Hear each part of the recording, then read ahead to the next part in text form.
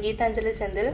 நாம் இன்றைக்கி காய்கறியெல்லாம் எதுவுமே சேர்க்காம டக்குன்னு சீக்கிரமாக ஒரு பருப்பு சாம்பார் பண்ணுறதை பார்க்க போகிறோம். இது ரொம்ப ரொம்ப ஈஸி. இதை எப்படி இது இட்லி, தோசை, சாப்பாடு, பொங்கல் எல்லாத்துக்குமே தொட்டுக்கலாம். ரொம்ப நல்லாயிருக்கும். நீங்களும் உங்கள் வீட்டில் ட்ரை பண்ணி பாருங்கள். வாங்க இதை எப்படி பண்ணலான்ட்டு பார்க்கலாம். பண்ண போகிறோம்.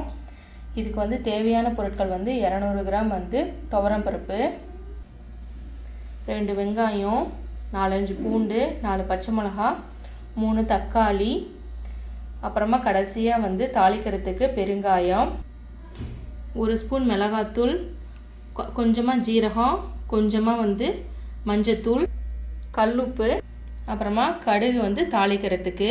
இதுக்கு புளி சேர்க்க தேவையில்லை. ஈஸியாக டக்குன்னு பண்ணிடலாம். வாங்க எப்படி பண்ணலான்ட்டு பார்க்கலாம். துவரம் பருப்பு ஒரு குக்கரில் எடுத்துக்கிட்டு இதை கழுவிட்டு ஒரு 10 நிமிஷம் நல்லா ஊற வச்சுக்கணும். இது நல்லா ஊறினதுக்கு அப்புறமா இது கூடயே ஜீரகம், கல்லுப்பு, பூண்டு, கொஞ்சமாக மஞ்சத்தூள் சேர்த்துக்குங்க. நம்ம பருப்பு கூடயே இந்த வெட்டி வச்ச தக்காளியையும் பச்சை மிளகாவையும் சேர்த்து ஒரு 2 விசில் இல்லைன்னா 3 விசில் வச்சு நல்லா குழைய வேக வச்சுக்கணும். இதை நம்ம அடுப்பில் வச்சு 2 விசில் வச்சு எடுக்க போகிறோம். 2 விசிலுக்கு அப்புறமா பருப்பு நல்லா மலர வெந்துருச்சு. இப்போ நம்ம அடுப்பில் ஒரு பாத்திரத்தை வச்சுக்கிட்டு கொஞ்சம் எண்ணெய் ஊற்றிக்கலாம்.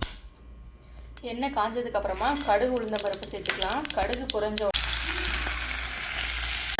உடனே நம்ம வெங்காயத்தை கொட்டி நல்லா வதக்கிக்கலாம்.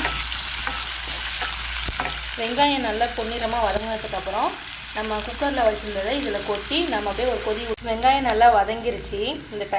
இந்த குக்கரில் வேக வச்சதை நம்ம நல்லா ஒரு கிண்டி விட்டுக்கலாம். அப்புறம் இது கூடயே நம்ம ஒரு மிளகாத்தூள் 1 ஸ்பூனு, மஞ்சத்தூள் எடுத்து வச்சுருந்தோம் இல்லைங்களா, அதை இதில் சேர்த்துக்கலாம். ஏன்னா நம்ம அடுப்பில் போட்டோம்னா சில டைம் கரிஞ்சு போகிறதுக்கும் வாய்ப்பு இருக்குது வெங்காயத்தை கூட போட்டோம்னா. அதனால் இதில் போட்டுட்டு ஒரு கிண்டி விட்டுட்டு இதை அப்படியே நம்ம வெங்காயத்தில் ஊற்றிடலாம்.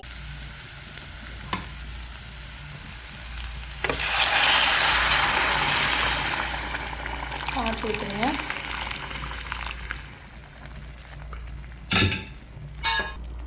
கடைசியாக இந்த மாதிரி ஒரு கொதி வந்ததுக்கு அப்புறமா உப்பு காரம்லாம் செக் பண்ணிக்கோங்க.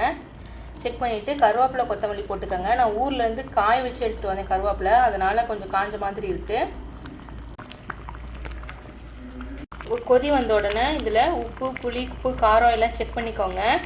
புளிப்பு தக்காளி 3 தக்காளி சேர்த்துருக்கோம். அதனால் புளி தேவை கிடையாது. அப்படி இல்லை உங்களுக்கு இன்னும் கொஞ்சம் புளிப்பு தேவைப்பட்டுச்சுன்னா கொஞ்சம் புளியை கரைச்சி ஊற்றிக்கோங்க. கடைசியாக பெருங்காயத்தூள் சேர்த்துட்டு ஒரு கொதி வந்தோடனே அடுப்பு ஆஃப் பண்ணிடுங்க. ஃபுல்லாக பார்த்ததுக்கு ரொம்ப நன்றி. நீங்களும் உங்கள் வீட்டில் ட்ரை பண்ணி பார்த்துட்டு எப்படி இருக்குது அப்படின்ட்டு கமெண்ட் பண்ணுங்கள். தேங்க்ஸ் ஃபார் வாட்சிங். நன்றி.